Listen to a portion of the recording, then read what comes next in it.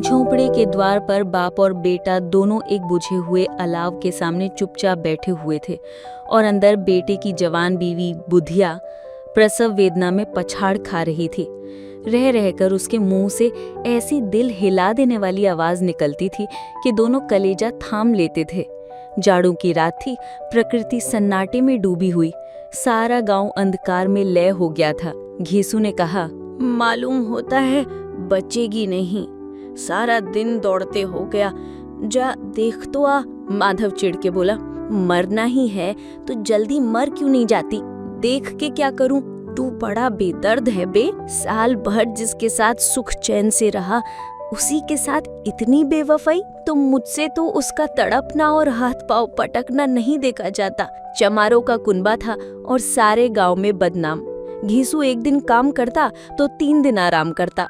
माधव इतना कामचोर था कि आध घंटे काम करता तो घंटे भर चिलम पीता, इसलिए उन्हें कहीं मजदूरी नहीं मिलती थी। घर में मुट्ठी भर भी अनाज मौजूद हो तो उनके लिए काम करने की कसम थी। जब 2-4 फाके हो जाते तो घीसू पेड़ पर चढ़कर लकड़ियां तोड़ लाता और माधव बाजार से बेच लाता, और जब तक वो पैसे रहते दोनों इधर उधर मारे मारे फिरते। गांव में काम की कमी न थी, किसानों का गांव था, मेहनती आदमी के लिए 50 काम थे, मगर इन दोनों को उसी वक्त बुलाते जब 2 आदमियों से एक का काम पाकर भी संतोष कर लेने के सिवाय और कोई चारा न होता। अगर दोनों साधु होते तो उन्हें संतोष और धैर्य के लिए संयम और नियम की बिल्कुल जरूरत न होती। ये तो उनकी प्रकृति थी। विचित्र जीवन था इनका। घर में मिट्टी के 2-4 बर्तन के सिवा कोई संपत्ति नहीं। फटे चीतड़ों से अपनी नग्नता को ढांके हुए जिए जाते थे। संसार की चिंताओं से मुक्त, कर्ज से लदे हुए, गालियां भी खाते, मार भी खाते, मगर कोई गम नहीं। दीन इतने कि वसूली की बिल्कुल आशा न रहने पर भी लोग इन्हें कुछ न कुछ कर्ज दे देते थे। मटर आलू की फसल में दूसरों के खेतों से मटर या आलू उखाड़ लाते और भून भान कर खा लेते, या 10-5 ऊख उखाड़ लाते और रात को चूसते। घीसू ने इसी आकाश वृत्ति से 60 साल की उम्र काट दी और माधव भी सपूत पेटे की तरह बाप ही के पद चिन्हों पर चल रहा था, बल्कि उसका नाम और भी उजागर कर रहा था। इस वक्त भी दोनों अलाव के सामने बैठकर आलू भून रहे थे, जो कि किसी खेत से खोद लाए थे। घीसू की स्त्री का तो बहुत दिन हुए देहांत हो गया था। माधव का ब्याह पिछले साल हुआ था। जब से ये औरत आई थी उसने इस खानदान में व्यवस्था की नींव डाली थी और इन दोनों बेगैरतों का दोजख भरती रहती थी। जब से वो आई ये दोनों और भी आलसी और आराम तलब हो गए थे, बल्कि कुछ अकड़ने भी लगे थे। कोई कार्य करने को बुलाता तो निर्ब्याज भाव से दुगनी मजदूरी मांगते। वही औरत आज प्रसव वेदना से मर रही थी और ये दोनों इसी इंतजार में थे कि वो मर जाए तो आराम से सोए। घीसू ने आलू निकालकर छीलते हुए कहा, जाकर देख तो क्या दशा है उसकी, चुड़ैल का फिसाद होगा और क्या। यहाँ तो ओझा भी 1 रुपया मांगता है। माधव को बह था कि वो कोठरी में गया तो घीसू आलूओं का बड़ा भाग साफ कर देगा। बोला, मुझे वहां जाते डर लगता है। डर किस बात का है, मैं तो यहाँ हूँ ही, तो तुम ही जाकर देखो ना। मेरी औरत जब मरी थी तो मैं 3 दिन तक उसके पास से हिला तक नहीं था, और फिर मुझसे लजाएगी कि नहीं, जिसका कभी मुंह नहीं देखा आज उसका उगड़ा हुआ बदन देखूं, उसे तन की सुध भी तो ना होगी। मुझे देख लेगी तो खुलकर हाथ पांव भी ना पटक सकेगी। मैं सोचता हूँ कोई बाल बच्चा हो गया तो क्या होगा। सूट गुड़ तेल कुछ भी तो नहीं है घर में, सब कुछ आ जाएगा भगवान दे तो। जो लोग अभी 1 पैसा नहीं दे रहे हैं वे ही कल बुलाकर रुपए देंगे। मेरे 9 लड़के हुए, घर में कभी कुछ न था, मगर भगवान ने किसी न किसी तरह बेड़ा पार ही लगाया। जिस समाज में रात दिन मेहनत करने वालों की हालत उनकी हालत से कुछ बहुत अच्छी ना थी, और किसानों के मुकाबले में वो लोग जो किसानों की दुर्बलताओं से लाभ उठाना जानते थे कहीं ज्यादा संपन्न थे, वहाँ इस तरह की मनोवृत्ति का पैदा हो जाना कोई अचरज की बात न थी। हम तो कहेंगे घीसू किसानों से कहीं ज्यादा विचारवान था, और किसानों के विचार शून्य समूह में शामिल होने के बदले बैठकबाजों की कुत्सित मंडली में जा मिला था। हाँ, उसमें ये शक्ति न थी कि बैठकबाजों के नियम और नीति का पालन करता। इसलिए जहां उसकी मंडली के और लोग गांव के सरगना और मुखिया बने हुए थे, उस पर सारा गांव उंगली उठाता था। फिर भी उसे ये तस्कीन थी कि अगर वो फटेहाल है तो कम से कम उसे किसानों की सी जी तोड़ मेहनत तो नहीं करनी पड़ती, और उसकी सरलता और निर्भीकता से दूसरे लोग बेजा फायदा तो नहीं उठाते। दोनों आलू निकाल निकाल कर जलते जलते खाने लगे। कल से कुछ नहीं खाया था, इतना सब्र न था कि ठंडा हो जाने दे। कई बार दोनों की जबानें जल गईं। छिर जाने पर आलू का बाहरी हिस्सा जबान, हलक और तालू को जला देता था, और वो संगारे को मुंह में रखने से ज्यादा खैरियत इसी में थी कि वो अंदर पहुंच जाए, वहां उसे ठंडा करने के लिए काफी सामान दे। इसलिए दोनों जल्द जल्द निकल जाते। हालांकि इस कोशिश में उनके आंखों से आंसू निकल आते। घीसू को उस वक्त ठाकुर की बारात याद आई जिसमें वो 20 साल पहले गया था। उस दावत में उसे जो तृप्ति मिली थी वो उसके जीवन में एक याद रखने लायक बात थी, और आज भी उसकी याद ताजा थी। बोला, वो भोज नहीं भूलता। तब से फिर उस तरह का खाना और भरपेट नहीं मिला। लड़की वालों ने सबको भरपेट पूरियां खिलाई थी, सबको, छोटे बड़े सबने पूरियां खाई थीं, और असली घी की चटनी, रायता, 3 तरह के सूखे साग, एक रसेदार तरकारी, दही, चटनी, मिठाई। अब क्या बताऊं कि उस भोज में क्या स्वाद मिला। कोई रोक टोक नहीं थी, जो चीज चाहो मांगो, जितना चाहो खाओ। लोगों ने ऐसा खाया कि किसी से पानी ना पिया गया। मगर परोसने वाले हैं कि पत्तल में गर्मा गर्म गोल गोल सुबाशित कचौरियां डाले जाते हैं। मना करते हैं नहीं चाहिए, पत्थर पर हाथ रोके हुए हैं, पर वो है कि दिए जाते हैं। और जब सब ने मुंह धो लिया तो पान इलायची भी मिली, मगर मुझे पान लेने की कहाँ सुध थी। खड़ा हुआ न जाता था, चटपट जाकर अपने कंबल पर लेट गया। ऐसा दिल दरिया था वो ठाकुर। माधव ने इन पदार्थों का मन ही मन मजा लेते हुए कहा, अब हमें कोई ऐसा भोज नहीं खिलाता, अब कोई क्या खिलाएगा। वो जमाना दूसरा था, अब तो सबको किफायत सूझती है। शादी ब्याह में मत खर्च करो, क्रियाक्रम में मत खर्च करो। पूछो गरीबों का माल बटोर बटोर कर कहाँ रखोगे। बटोरने में तो कमी नहीं है, हाँ खर्च में किफायत सूझती है। तुमने एक 20 पूड़ियाँ खाई होंगी, 20 से ज्यादा खाई थी, मैं 50 खा जाता। 50 से कम मैंने न खाई होंगी। अच्छा पका था, तू तो मेरा आधा भी नहीं है।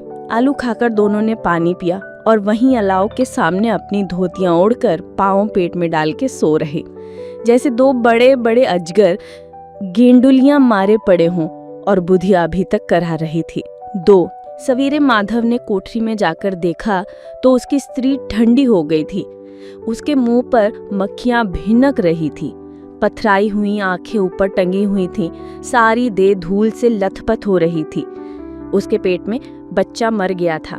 माधव भागा हुआ घीसू के पास आया, फिर दोनों जोर जोर से हाय हाय करने और छाती पीटने लगे। पड़ोस वालों ने ये रोना धोना सुना तो दौड़े हुए आए और पुरानी मर्यादा के अनुसार इन अभागों को समझाने लगे, मगर ज्यादा रोने पीटने का अवसर न था। कफनगी और लकड़ी की फिक्र करनी थी। घर में तो पैसा इस तरह गायब था जैसे चील के घोंसले में मांस। बाप बेटे रोते हुए गांव के जमींदार के पास गए। वो इन दोनों की सूरत से नफरत करते थे। कई बार इन्हें अपने हाथों से पीट चुके थे, चोरी करने के लिए, वादे पर काम पर न आने के लिए। पूछा, क्या है बे घिसुआ, रोता क्यों है? अब तो तू कहीं दिखलाई भी नहीं देता, मालूम होता है इस गांव में रहना नहीं चाहता। घीसू ने जमीन पर सिर रखकर आंखों में आंसू भरे हुए कहा, सरकार बड़ी विपत्ति में हूँ। माधव की घरवाली रात को गुजर गई, रात भर तड़पती रही सरकार। हम दोनों उसके सिरहाने बैठे रहे, दवा दारू जो कुछ हो सका सब कुछ किया, मुदा वो हमें दगा दे गई। अब कोई एक रोटी देने वाला भी ना रहा मालिक, तबाह हो गए, घर उजड़ गया। आपका गुलाम हूँ, अब आपके सिवा कौन उसकी मिट्टी पार लगाएगा। हमारे हाथ में जो कुछ था वो तो सब दवादारों में उठ गया। सरकार ही की दया होगी तो उसकी मिट्टी उठेगी। आपके सिवा किसके द्वार पर जाऊं? जमींदार साहब दयालु थे, मगर घीसू पर दया करना काले कंबल पर रंग चढ़ाना था। जी में तो आया कह दे, चल दूर हो यहाँ से, यूं तो बुलाने से भी नहीं आता। आज जब गर्ज पड़ी तो आके खुशामद कर रहा है। हरामखोर कहीं का, बदमाश। लेकिन ये क्रोध या दंड देने का अवसर न था। जी में कुड़ते हुए 2 रुपये निकालकर फेंक दिए, मगर सांत्वना का एक शब्द भी मुंह से ना निकला। उसकी तरफ ताका तक नहीं, जैसे सिर का बोझ उतारा हो। जब जमींदार साहब ने 2 रुपये दिए तो गांवों के बने महाजनों को इनकार का साहस कैसे होता। घीसू जमींदार के नाम का ढिंडोरा भी पीटना खूब जानता था। किसी ने 2 आने दिए, किसी ने 4 आने। 1 घंटे में घीसू के पास 5 रुपए की अच्छी रकम जमा हो गई। कहीं से अनाज मिल गया, कहीं से लकड़ी, और दोपहर को घीसू और माधव बाजार से कफन लाने चले। इधर लोग बांस काटने लगे। गांव की नरम दिल स्त्रियां आकर लाश देखती थीं और उसकी बेकत गांव की नर्म दिल स्त्रियां आकर लाश देखती थीं और उसकी बेकसी पर 2 बूंद आंसू गिराकर चली जाती थीं। 3 बाजार में पहुंचकर घीसू बोला, लकड़ी तो उसे जलाने भर को मिल गई है, क्यों माधव? माधव बोला, हाँ लकड़ी तो बहुत है, अब कफन चाहिए। तो चलो कोई हल्का सा कफन ले लें।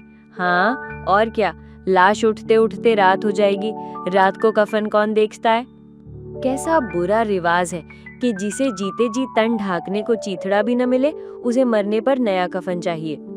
कफन लाश के साथ जल ही तो जाता है, और क्या रखा रहता है। यही 5 रुपए पहले मिलते तो कुछ दवा दारू कर लेते। दोनों एक दूसरे के मन की बात ताड़ रहे थे। बाजार में इधर उधर घूमते रहे, कभी इस बाजार की दुकान पर गए, कभी उसकी दुकान पर। तरह तरह के कपड़े, रेशमी और सूती देखे, मगर कुछ जचा नहीं। यहाँ तक कि शाम हो गई।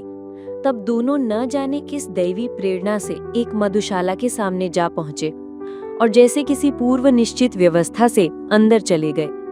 वहां जरा देर तक दोनों असमंजस में खड़े रहे। फिर घीसू ने गद्दी के सामने जाकर कहा, साहू जी 1 बोतल हमें भी देना। इसके बाद कुछ चिखौना आया, तली हुई मछली आई और दोनों बरामदे में बैठकर शांतिपूर्वक पीने लगे। कई कुज्जियां ताबड़तोड़ पीने के बाद दोनों सुरूर में आ गए। घीसू बोला, कफन लगाने से क्या मिलता, आखिर जल ही तो जाता, कुछ बहू के साथ तो न जाता। माधव आसमान की तरफ देखकर बोला, मानो देवताओं को अपनी निष्पापता का साक्षी बना रहा हो। दुनिया का दस्तूर है, नहीं लोग बामहनों को हजारों रुपए क्यों दे देते हैं। कौन देखता है परलोक में मिलता है या नहीं। बड़े आदमियों के पास धन है, फूके, हमारे पास फूकने को क्या है। लेकिन लोगों को जवाब क्या दोगे, लोग पूछेंगे नहीं कफन कहाँ है। घीसू हंसा, अबे कह देंगे कि रुपए कमर से खिसक गए, बहुत ढूंढा मिले नहीं। लोगों को विश्वास ना आएगा, लेकिन फिर वही रुपए देंगे। माधव भी हंसा इस अनपेक्षित सौभाग्य पर, बोला, बड़ी अच्छी थी बेचारी, मरी तो खूब खिला पिला कर। आधी बोतल से ज्यादा उड़ गई। घीसू ने 2 सेर पूरियां मंगाई, चटनी, अचार, कलेजियां। शराब खाने के सामने ही दुकान थी। माधव लपक कर 2 पत्तलों में सारा सामान ले आया। पूरा 1.5 रुपया खर्च हो गया, सिर्फ थोड़े से पैसे बच रहे। दोनों इस वक्त इस शान में बैठे पूरियां खा रहे थे जैसे जंगल में कोई शेर अपना शिकार उड़ा रहा हो। न जवाबदेही का खौफ था, न बदनामी की फिक्र। इन भावनाओं को उन्होंने बहुत पहले ही जीत लिया था। घीसू दार्शनिक भाव से बोला, हमारी आत्मा प्रसन्न हो रही है तो क्या उसे पुण्य न होगा। माधव ने श्रद्धा से सिर झुकाकर तस्दीक की, जरूर से जरूर होगा। भगवान तुम अंतर्यामी हो, उसे वैकुंठ ले जाना। हम दोनों हृदय से आशीर्वाद दे रहे हैं। आज जो भोजन मिला वो कभी उम्र भर ना मिला था। एक क्षण के बाद माधव के मन में एक शंका जागी। बोला, क्यों दादा, हम लोग भी एक न एक दिन वहां जाएंगे ही। घीसू ने इस भोले भाले सवाल का कुछ उत्तर न दिया। वो परलोक की बातें सोचकर इस आनंद में बाधा न डालना चाहता था। जो वहां वो हम लोगों से पूछे कि तुमने हमें कफन क्यों नहीं दिया तो क्या कहोगे। कहेंगे तुम्हारा सिर। पूछेगी तो जरूर, तू कैसे जानता है कि उसे कफन न मिलेगा। तू मुझे ऐसा गधा समझता है, 60 साल क्या दुनिया में घास खोदता रहूं। उसको कफन मिलेगा और बहुत अच्छा मिलेगा। माधव को विश्वास न आया। बोला, कौन देगा, रुपए तो तुमने टट कर दिया। वो तो मुझसे पूछेगी, उसकी मांग में तो सिंदूर मैंने डाला था। बताते क्यों नहीं हो, कौन देगा? वही लोग देंगे जिन्होंने अब की दिया। हाँ, अब की रुपए हमारे हाथ ना आएंगे। ज्यों ज्यों अंधेरा बढ़ता था और सितारों की चमक तेज होती जाती थी, मधुशाला की रौनक भी बढ़ती जाती थी। कोई गाता था, कोई डींग मारता था, कोई अपने संगी के गले लिपट जाता था, कोई अपने दोस्त के मुंह में कुल्हड़ लगाए देता था। वहां के वातावरण में सुरूर था, हवा में नशा। कितने तो यहाँ आकर एक चुल्लू में मस्त हो जाते थे। शराब से ज्यादा यहाँ की हवा उन पर नशा करती थी। जीवन की बाधाएं यहाँ खींच ले आती थीं और कुछ देर के लिए ये भूल जाते थे कि वो जीते हैं या मरते हैं, या न जीते हैं न मरते हैं। और ये दोनों बाप बेटे अब भी मजे ले लेकर चुस्कियां ले रहे थे। सबकी निगाहें इनकी ओर जमी हुई थी। दोनों कितने भागे के बली हैं। पूरी बोतल बीच में है।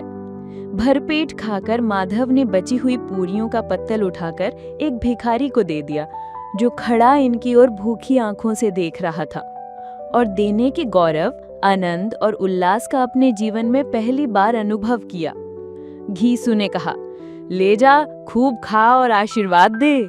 जिसकी कमाई है वो तो मर गई, मगर तेरा आशीर्वाद उसे जरूर पहुंचेगा।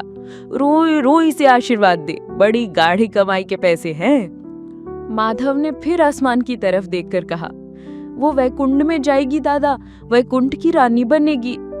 घीसू खड़ा हो गया और जैसे उल्लास की लहरों में तैरता हुआ बोला, हाँ बेटा, वैकुंठ में जाएगी। किसी को सताया नहीं, किसी को दबाया नहीं। मरते मरते हमारी जिंदगी का सबसे बड़ी लालसा पूरी कर गई। वो ना वैकुंठ जाएगी तो ये मोटे मोटे लोग जाएंगे, जो गरीबों को दोनों हाथों से लूटते हैं और अपने पाप को धोने के लिए गंगा में नहाते हैं और मंदिरों में जल चढ़ाते हैं। श्रद्धालुता का ये रंग तुरंत ही बदल गया। अस्थिरता नशे की खासियत है। दुख और निराशा का दौरा हुआ।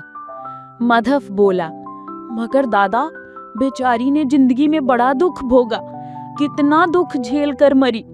वो आंखों पर हाथ रखकर रोने लगा, चीखें मार मार कर। घीसू ने समझाया, क्यों रोता है बेटा? खुश हो कि वो मायाजाल से मुक्त हो गई, जंजाल से छूट गई। बड़ी भाग्यवान थे जो इतनी जल्दी माया मोह के बंधन तोड़ दिए। और दोनों खड़े होकर गाने लगे, ठगिनी क्यों नैना झमकावे ठगिनी। पियकड़ों की आंखें इनकी ओर लगी हुई थी और ये दोनों अपने दिल में मस्त गाए जाते थे।